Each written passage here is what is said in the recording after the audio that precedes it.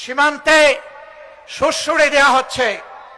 পশ্চিমের নামে একটা দেশ তাদের নাগরিকদেরকে অবৈধভাবে আমাদের দেশে ঠেলে দিতে চাচ্ছে। আমাদের মুষ্টিমেয় বিজিবি সদস্য সীমান্তে যখন দাঁড়িয়ে গেছে, জনগণ তখন তাদের ডান হাতে পরিণত হয়েছে।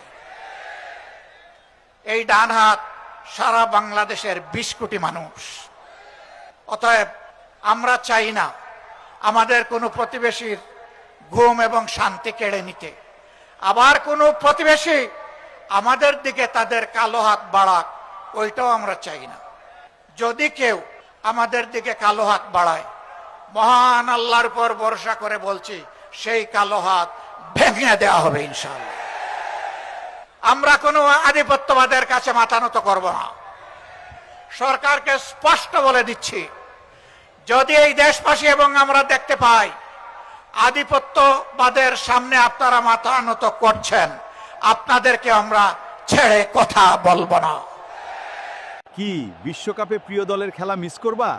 লাইভ খেলা দেখতে চাইলে আজই সংগ্রহ করো ব্রিল টেকনোলজির 6 মাসের ওয়ারেন্টি সহ টিভি বক্স।